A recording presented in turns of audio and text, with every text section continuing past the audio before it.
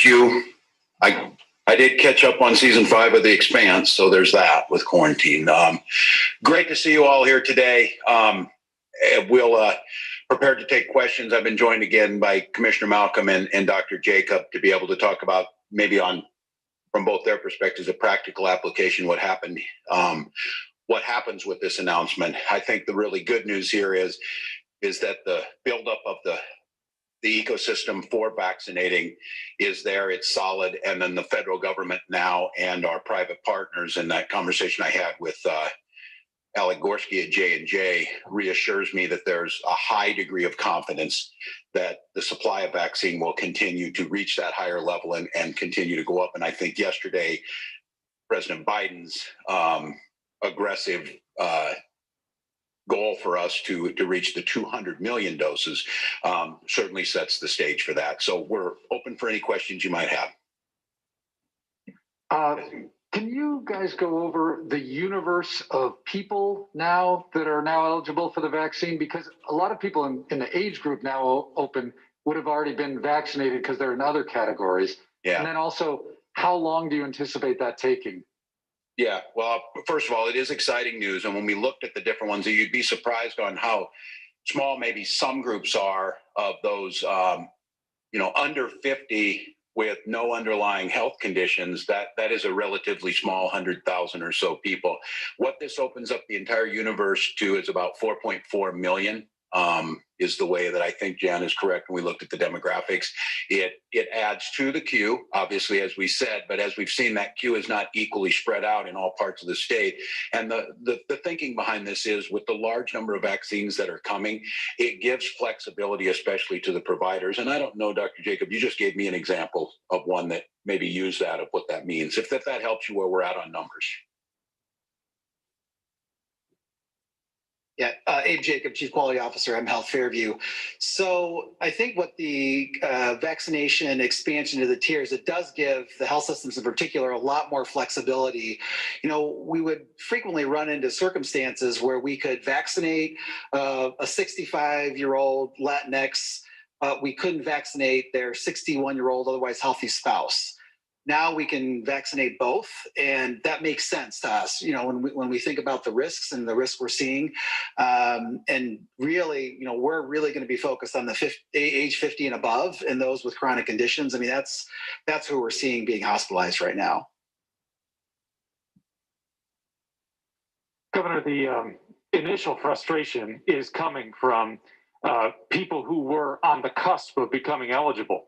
Healthy 50 to 64-year-olds, younger people with an underlying condition. They are frustrated that now people who they thought were behind them in line are now going to be competing with them. What do you say to them? This is where the providers, and we've said this all along, and this is where they've reached out to their folks and said, hey, you're eligible, come in. We're still asking them to prioritize those very people. If you've got a 68-year-old who just came back from Phoenix, wasn't able to get it down there, the expectation is they are still in the front of the line. We have made the line a little longer, but they're not competing against them. What we're asking is, and this is what we've seen happen, okay, we said you could only give it to 65 or healthcare workers. We found places that were setting then and had vaccine and said, well, we can't go to anyone else. And then what we want to make sure is that they're still hitting those groups. But if those folks aren't there or there's no demand for it in the location that they're at, they move to the next, because there's a significant increase that's coming. And again, this discussion we're having and those questions that are being asked there, they will take care of themselves within about the next 21 to 28 days because of the sheer volume that's coming. But they're not going back behind them. They're not necessarily competing against them. We're telling those providers to still prioritize the groups in that order. To clarify, though, these are the people who are not yet eligible. They're on the cusp of becoming eligible, 50 to 64-year-olds, healthy. And they are frustrated that now they feel like people who are behind them are now going to be competing with them. Oh, I'm in that group. Share with, we're all in this, and some are going to get it. The idea is that there's not a statistically higher risk of a 50-year-old that's healthy with no underlying health conditions, much more so than a 35-year-old with no underlying health conditions. And so, again, if we have gone to the 50 and above with the groups you already have, Jan, correct me if I'm wrong on this, that last addition of those under age 50 with no underlying health conditions to age 16 is approximately 100 and That's slightly younger. of the entire group that's there. Okay. Of adding everyone in. So we knew, and I just want to be clear, the excitement about this is everybody's in line. This does go back to the beginning again. There are not enough for everyone to get it today when they want it. But what we have proven, I think, and it was the thinking when we first set out to build the system that we built, we knew we would get to this day. We thought it would be a little later, but the vaccine allotments have let us get there, is we didn't want to get to a point where we stopped dead or we weren't getting these things out fast enough. And at that point in time, when we were designing this, the idea was to outrace the vaccine, make sure there wasn't a surge. Now I feel even more of a sense of urgency around that with the variants. So there will be a little of that. Will there be a few people that that felt like they could have gotten it a week or so earlier? Potentially. But the thing for me is the desire for folks to take this is so great that I don't want one vial sitting on the shelf, and I don't want one extra day to go by before somebody gets it. Yes. This might be for the commissioner. First, I would like to get as specific as you can give us the dosage numbers that you are expecting for next week, for the week after that, meaning April 5th. And if in fact you're getting 3 week out projections from the administration the week after that, just the hard numbers, because it doesn't appear that next week you're going to see an increase in supply, that it's really the week of April 5th. I'm going to have to get back to you on the very specific numbers. The math is a little tricky here because when the federal government is announcing these large scale numbers, they're talking about a combination of first and second doses and a combination of what's coming to the state and what's going directly from the federal government to their channels. So we do have our estimates, but we don't actually know until after the fact how much the feds allocated into the federal retail program, for example. So of what we're estimating, we've had an average of about 330,000 total doses in the state, both to the state allocation and the federal channels. Over the last 3 weeks, we've averaged 330,000.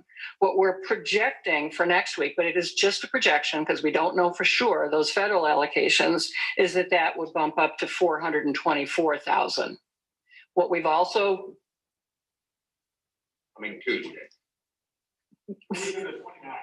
Yes, that would be right. That would be for that would be allocated to us next week for delivery the following. So what we know about this coming week is 322,000 coming directly to the state with an estimate then for the federal share. So, and we have been told by the CDC that the Johnson & Johnson supply is likely to be a little bit, their word, I think, was bumpy in the next few weeks as Johnson & Johnson is ramping up. So that has been the least certain part of the projections in the last couple of weeks, and will probably remain so for the next couple. Okay, while you're there, can you tell us how you're communicating with providers as to how they should be prioritizing people today going on pharmacy sites, for instance? It was just first come, first serve. There did not appear to be any attempt to say, what's your age group, things like that. North Memorial is still doing random among eligible people. So how did you communicate that, and how would you expect that they should be delivering on that? Well, I think it's as the governor said and as Dr. Jacob said, what we have, and I want to go back to Theo's point, providers will continue to use age and different gradations of age as a risk predictor, and will be prioritizing bringing their older patients in earlier in the queue. We have absolutely said to the providers, we are still needing to vaccinate for impact. This race against time and the race against the variants, we need to get the most vulnerable people protected first. But what this does do is give providers the flexibility of being able to, as Dr. Jacobs' example is a good one, to vaccinate family members when they come in together, or to vaccinate some when they have reached their capacity, their patient population. They don't have to wait for permission before going to the next group. And that will vary a little bit from system to system, depending on their patient population, their geography, and so forth. So we are definitely asking the providers to continue to have an eye toward health impact and prioritizing around risk, and asking and directing them to do that. We have said the same to the pharmacies, that they are to be prioritizing eligible populations. Well, now everybody's eligible. We know the pharmacies weren't really set up to do a lot of eligibility verification of where do you work, or do you or don't you have an underlying health condition.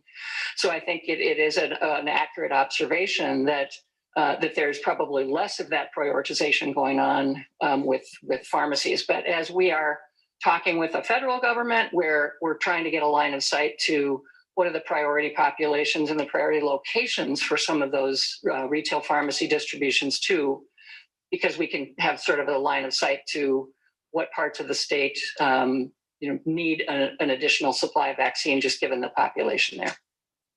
Yeah, Commissioner Malcolm, if I can ask on that, you do have some control over the federal partnership, retail pharmacy partnership, in terms of where those doses are supposed to go. Are you directing those chain pharmacies to just give to everyone now, or to be more scrutinize more? We do have the ability to talk with them about geographic allocation, for example, and to ask them, when their stores are in locations where there's actually pretty good coverage already, pretty good saturation of the over 65 population, for example, to ask them to move more of the supply into their population center locations, for example. But the amount of vaccine is totally set by the federal government for those retail pharmacies. Governor, if I could ask, how much of a concern is it at this point that some workforce sectors specifically have shown resistance to receiving a vaccine? Anything the state is planning to do to change minds? And how much of a role will that play in this 80% goal that you've been touting? It'll play a lot. And I just think there is a spectrum on why folks aren't getting the vaccine. It is not necessarily ideologically rigid against vaccines. Some of it is a hesitancy early on. I asked this of a younger workforce when I was in one of these, and their design, this was about a month ago, why they hadn't been vaccinated yet. And they said they didn't feel comfortable about it when others were still waiting. So the one thing I will have to say is Lieutenant Governor Flanagan is down in Worthington today at some of our protein processing facilities. The uptake on there has been spectacular. What we're seeing, we have tens of thousands done at one facility. I think we had an uptake near 90%. One of the things I do think that you're going to see, and this will be very visible to all of you, there will be a much more visible campaign around getting vaccinated now. It didn't make sense to run that campaign when we had so many people waiting in line and so many people that there wasn't the hesitancy. At least you couldn't see it because vaccines were getting out. We've known all along, we've talked about it for months, that, to be very honest, this question is the one that we asked clear back in December. That day is going to arrive when we have more vaccines and we have people to take it. It needs to arrive after we've reached 80%, and that is not going to happen without a lot of tools. So there will be a campaign around having validators, both in local communities, the celebrity validators, social media. There's incentives, and we've seen many large employers incentivize their employees and say, hey, we'll give you a day off if you get vaccinated, or they add it to their paycheck. We're working with those sectors to try and understand why there's resistance, to try and figure out if there are incentives to get people there. The one thing in long-term care, Commissioner Malcolm, we did 3 sweeps through those. Obviously, the uptake amongst residents was much higher than the staff. Our staff uptake on long-term care is still a concern for me, but it mirrors the national trend on this. So I think one of the things the governors are talking about, the federal government's going to do the same thing with the coordinated effort around public service announcements and things to get people to take the vaccine. We're asking to make sure that it's not duplicative. And one of the things that I am absolutely convinced of, you need folks close to you who you believe to be able to tell you this vaccine should be taken. So you're exactly right. You're going to see a much more concerted effort. You're going to see it on many fronts of trying to get folks to take it. I'm making the plea to Minnesotans. We end this thing by taking the vaccine. I quite honestly understand some of those frustrations of waiting in line. But I have to tell you, I'm okay that people are excited about getting this thing. I'm okay that people are saying, hey, get me this vaccine as quick as possible. That is a much better scenario than if we get to a place where we don't approach that 80% and people are no longer taking it. So it'll be on many fronts. Governor, when are you getting vaccinated? I'm sorry, actually, this is a question related to a different subject matter, but I did promise the family I would ask. In the news this week, there's been some talk of this $3 million settlement to go to Joseph Gom's family, the corrections officer who was murdered in 2018. And the family specifically is asking you to intervene on their behalf to pass this settlement. And I'd just like to see if you could comment on that matter. On these active cases, I'm not going to say anything that would prejudice this one way or another. What I will say is the loss of Joseph Gom in doing his duty in our correction facilities is a heartbreak. It is still with each and every one of us, and trying to find an equitable place where the family feels like they have been listened to, respected, and comes out of this in a way that they feel is acceptable. I don't want to weigh in at this point in time, but can tell you that my concern to make sure this family is cared for, the changes that came around in how our corrections facilities work since the murder of Officer Gom has been put into place. And so I'll follow it closely, but I don't want to prejudice that. I had a question over. Yes. Governor, I was asking when you're getting vaccinated. Soon, I hope. I am now in line. I'm excited like every other Minnesotan. Coming out of quarantine today, I am with all of you. And again, I want to thank the press who was there for following through on that protocol, making note again that exposure 2 weeks ago led to no other cases. And so that was because of the masking and the protocols by a lot of the folks in this room. And so I'm going to be get on, signed up, get an opportunity to get out there. I want to make sure Minnesotans know how excited I am and my family is to now that we'll be in line on Tuesday. Governor or Commissioner, some vaccines have been approved for 16 and 17-year-olds. I'm curious how teens or parents should navigate finding those specific vaccines for those kids. Yeah, and this is one, because I will get this wrong if I say the Pfizer or the Moderna, one is 16 and one is 18. Maybe, we'll give our expert on this. Yeah, so it's a really important point because there's a risk of vaccine error if we don't get this right. So Pfizer is approved for 16 and above, Moderna and Johnson & Johnson for 18 and above. And so, because of the varying supplies we're getting week to week, and now that we've seen this expansion, we're going to have to be very careful about making sure that the right people who are indicated to get the vaccine are getting the right vaccine. It's a vaccine safety issue for the healthcare providers and the pharmacies or people who are giving the vaccine, is to make sure that lines up. I think initially, to the previous question about this question of jumping the line, people at higher risk now feeling like they're, I would say my 16-year-old healthy daughter ran up to me yesterday and said, "Dad, can I get vaccinated on March 30th?" And I said, "Not by our health system, because we're still going to focus on the highest risk folks. We're going to get the 50 and above. We're going to get those with underlying conditions. And as we see supply and those appointments open up, we will expand those age categories and those risk categories. So it's going to still take us a little bit of time to make sure that the supply is meeting the demand. But like I said, I think in the next 4 to 6 weeks, a lot of this is going to just really settle out and flatten out, where then we're going to be coming up here talking about vaccine hesitancy. We've got plenty of vaccine available. We need more people to get vaccinated to actually get the herd immunity. So we're really hopeful, looking at what we're seeing as the future numbers, but we're really going to be focused on those high-risk patients, and we have a lot of outreach strategies planned. We're going to get out to those patients and make sure they get vaccinated. I have a question for either the governor or the commissioner. You guys can flip a coin. Did you make a conscious decision to try to bring younger people into the queue because of the recent infection activity among that population group? Good question.